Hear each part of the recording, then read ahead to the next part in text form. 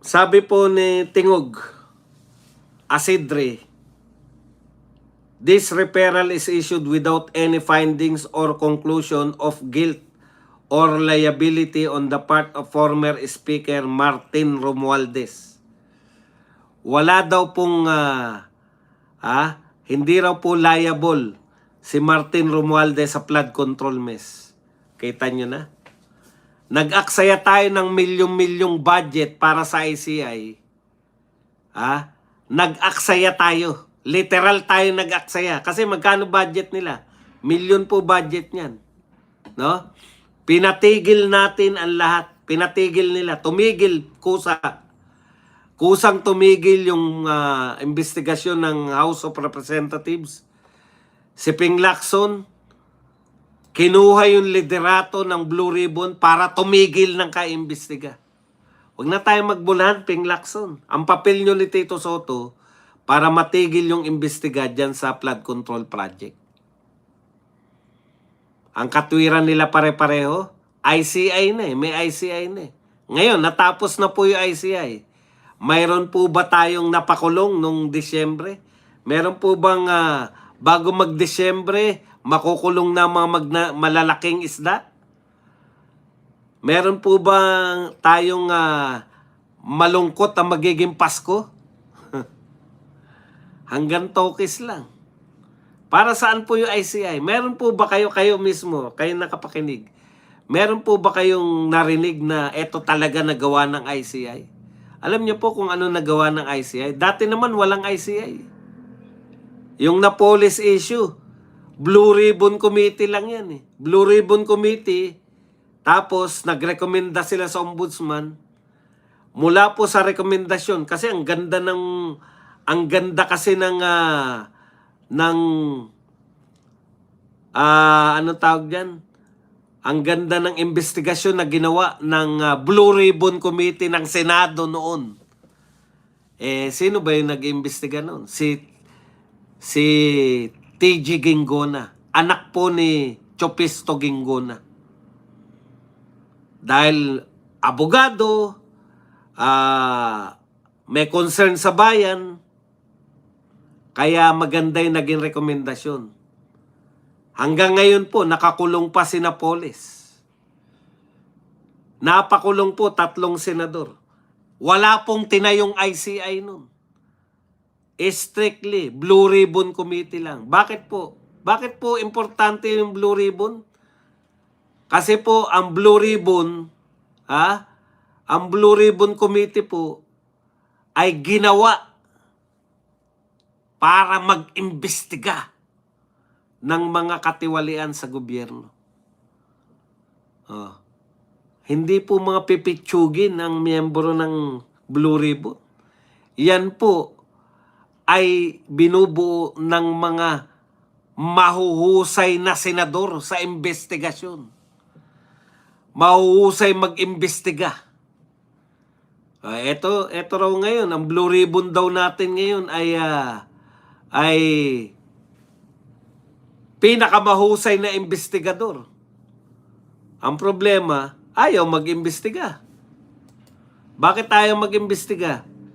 Ayaw malaman ang katotohanan. Yun lang naman, pinagbobolan nyo pa kami. Kung hindi ka nag-iimbestiga, ayaw mo malaman ang katotohanan. Ganun lang po yun. Hindi namin isasalang yung 18 Marines kasi hindi ka panipaniwala ang kanilang pagkukwenta. O di wag mo isalang yung 18 Marines. Duda ka pala eh. Isalang mo yung mga sinasabi na tumanggap ng pera. Si Bersamin. Bakit hindi mo sinasalang? 18 Marines ba yun? Hindi. Kaduda-duda ba yun? Paano kaduda-duda? Wala pa nga sinasabi ang tao. Bakit hindi mo isalang yung Jojo Cadiz na di umano tumatanggap para kay BBM? 18 Marines ba yun? Hindi. Kaduda-duda ba sinasabi? Di pa nga namin naririnig magsalita yan eh. Sa madaling salita, lahat yan, sa buwatan yan, ICI, ginawa lang yan para kunwari may ginagawa. Di ba? Nakakahiya naman yun na Ito kasi yung kasaysayan yan eh. Nung isang zona, pinupuri, pinagmamalaki pala. Meron tayong 5,500 flood control projects. Pucha, pagkatapos sabihin niya, bumagyo. Ano tayo? May project tayo dyan. Flood control project. Bakit po bumaha pa rin? Nabangga ng barko eh. Puta, 5,500. Isang barko, sinagasaan lahat. Buong Pilipinas, 5,500. Napatayo ni Marcos. Nabangga daw ng barko, kaya hindi raw tumalab. Tindi, Ilang barko, Mr. President? 5,500 din. Isang barko lang. Sinagasaan yung 5,500.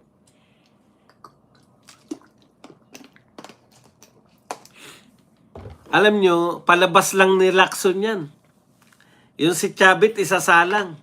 Hanggat hindi nasasalang si Chavit, alam nyo ba na sinabi rin ni Lacson yan na isasalang natin si Martin? Nasalang ba si Martin? Hindi. Okay.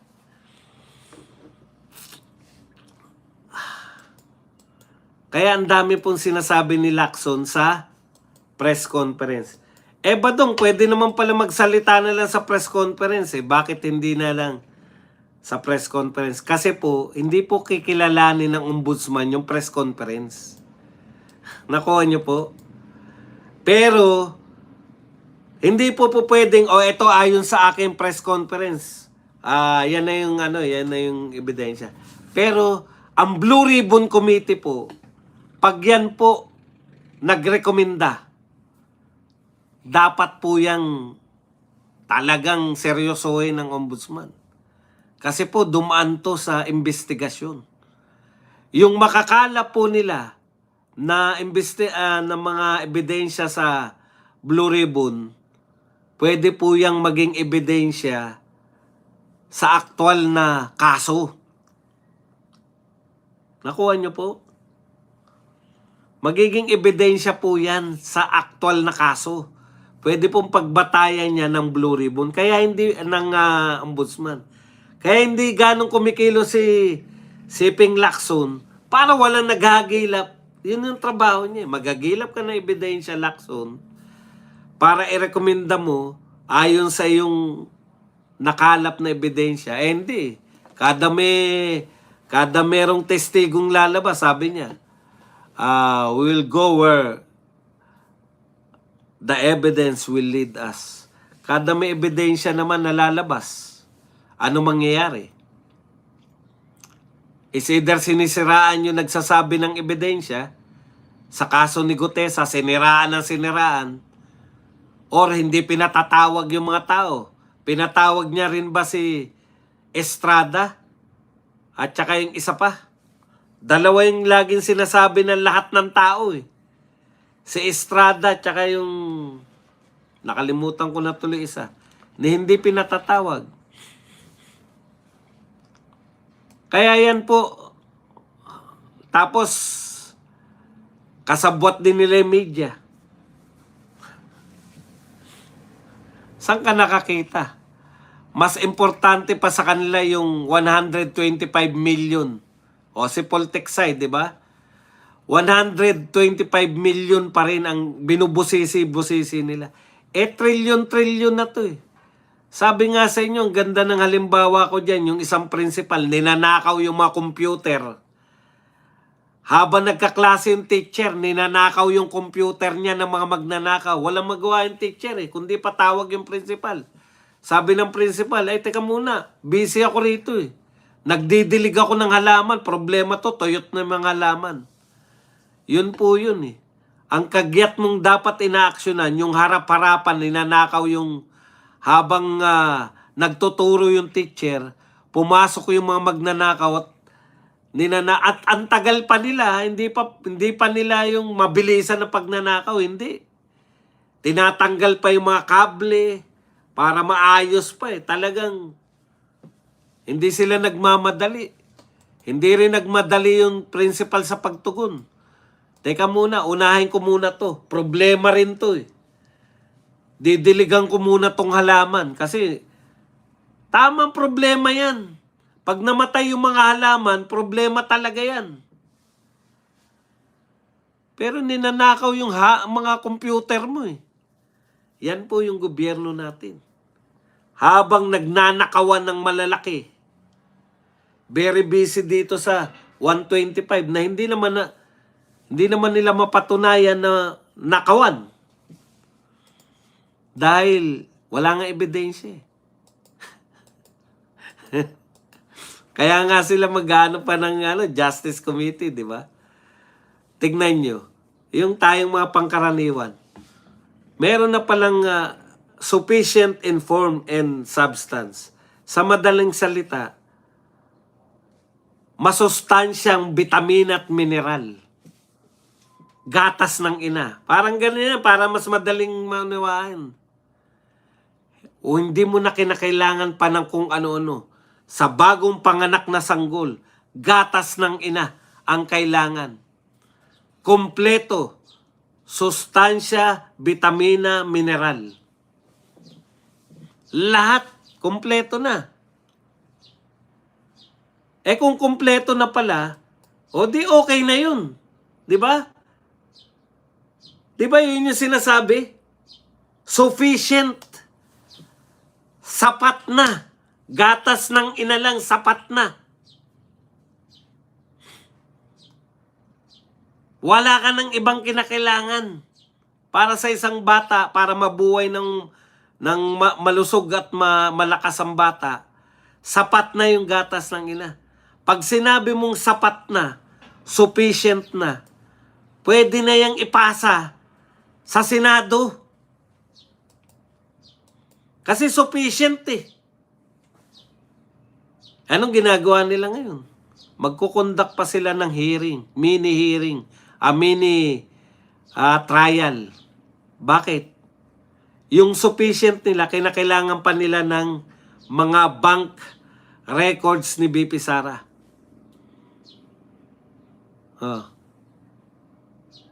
Kumbaga, naghanap pa kayo ng formula. Anong tawag doon sa gatas? Gatas ng baka?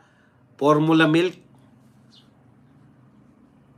Parang ang sinasabi nyo ngayon, hindi pala sapat ang gatas ng ina. Kinakailangan pa nila ng fortified milk mula sa gatas ng baka. Ay, mali na yung sinasabi nyo sufficient. Hindi niya sufficient yan. Diba? Pag sinabi nyo sufficient, wala ka ng iba pang hanapin. Sufficient na nga eh.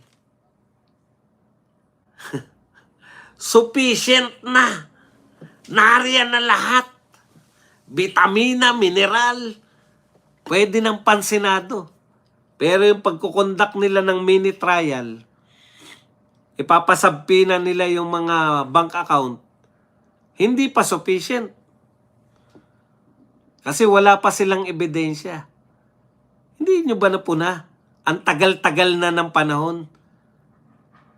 Nabanggit ba kung magkano ang ninakaw ni BP Sara?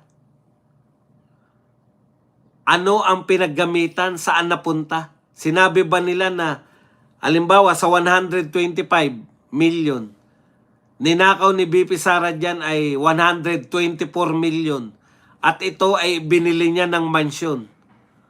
Ganun po yun pag nag-akusa ka o kaya dineposito niya o kaya nakalagay dyan sa bahay niya. So, re-raid din ngayon yung bahay, makikita dun, eto nga yung 124 million. Ganun po yun. Hindi po pwede na magsabi ka lang na patutunayan namin na magnanakaw si BP Sara sa kanyang bank account. Kaya yung ginagawa ninyo, eto, ayon po sa Supreme Court, kinakailangan sabay na po yung ebidensya. Sabay na ng ebidensya yung sa pagsasampa pa lang. So kung wala kang ebidensya nung nagsampa ka, dapat ibasura lang yan. Ito po, prohibition of speculation. A verified complaint must be based on the complainant's personal knowledge or authentic records. If a complaint is based only on information and belief, it is treated as unsigned and invalid complaint. So, asan po yung authentic record? Wala pa. Kaya nga nila sinasabpi na eh. Nakuha po ninyo? Pinapasabpi na pa lang nila yung bank account kasi wala pa silang hawak. Eh, bakit po nauna na sinasabi nyo sufficient in substance kung hindi nyo pa po hawak yung bank account ni BP Sara? Paano nyo po nasabi yan na ano yung patunay nyo na siya ay mayroong unexplained wealth? Dapat na unexplained wealth, ganito po. Diba na unexplained wealth? Mayroon po siyang building at saka 3 helicopter, 15 may building po siya sa Ayala. Meron po siyang 3 chopper at 15 luxury cars. 3 mansion sa Forbes Park. Samantalang ang kinikita lang po na negosyo nila ay eto lang po. Paano po siya nakapag-raise ng ganitong pera? Ganun po yung unexplained wealth. May binibintang ka. Pinagbibintangan mo siya, may 3 mansion siya sa Forbes Park. Meron siyang 3 chopper at 15 luxury cars. May building pa sa Makati. Unexplained po yan kasi hindi niya kikitain yan. Sa negosyo niya, maging sa kanyang pagiging mayor at vice president. Saan galing yung perang ginastos niya riyan? Hindi po pwede yun. Kasi yan yung sinabi ng the Supreme Court stated that due process principles require that the draft articles of impeachment or resolution should be accompanied by evidence when made available to the members of the House. Kaya dito mate-technical po sila sa Supreme Court na naman. Paano ka kukuha pa lang ngayon ng bank account? Dapat, kasi hindi po pwede. Hindi naman po pwedeng makakuha kami ng bank account. O hindi dapat ibang properties. Kasi kayo nagbibintang eh. Halimbawa, napatunayan ninyo. May testigo kayo na yung building na yan ay kay BP Sara. Hawak-hawak nyo ngayon yung testigo nyo. Siya yung pumirma, kunwari. Ako po yung dami ni BP Sara. Sa akin po nakapangalan yan, pero kay BP Sara talaga yan. O, asan po? Hindi po pwede yun. Hindi po pwede na ngayon pa lang kayo maghanap sa bangko. Wala nga kayo maiturong property na napakamahal eh. Samantalang yung mga walang kaso, yung mga hindi nyo kinakasuhan, katulad nitong mga pamilya ni Bunuan, may nafe-freeze na asset, bilyon. Bilyon yung nape-freeze na asset, pero hindi tayo doon tumututok. Dito tayo sa 125 lang. Barya lang yan kumpara sa bilyon-bilyon eh. Tapos sasabihin nyo, may ebidensya kayo. Sufficient in substance. Ang sufficient in substance po, pwede na yan pansinado. Eh hindi, dadaan pa sila sa hearing na para isasabpina nila yung bangko. Kaya yung mako-question sila dyan ni BP Sara na naman.